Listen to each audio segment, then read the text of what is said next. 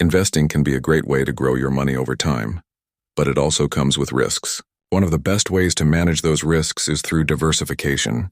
Diversification means spreading your investments across different types of assets. This helps protect your money if one investment does poorly. Think of it like not putting all your eggs in one basket. If one basket drops and breaks, you still have other eggs safe in different baskets.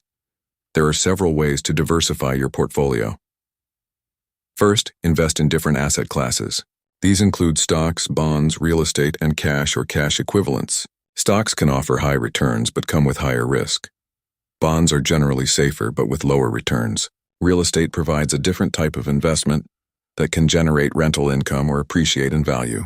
Cash or equivalents are the safest but usually offer the lowest returns. Second, diversify within each asset class. For example, don't buy just one company's stock. Instead, buy shares in many companies across different industries. This reduces the risk of losing money if one company or sector struggles. Third, consider investing in different geographic regions. Don't limit yourself to your home country. Global markets can offer growth opportunities and reduce risk from local economic problems. Diversification also includes investment styles. Some investors prefer growth stocks, which aim for rapid price increases. Others prefer value stocks, which are often undervalued and may provide steady income. One important tool for diversification is mutual funds or exchange-traded funds, also called ETFs. These funds pool money from many investors to buy a variety of assets. Buying shares in a mutual fund or ETF allows you to invest in a wide range of assets without buying each one separately. Diversification helps smooth out the ups and downs of the market. While some investments may fall in value, others may rise.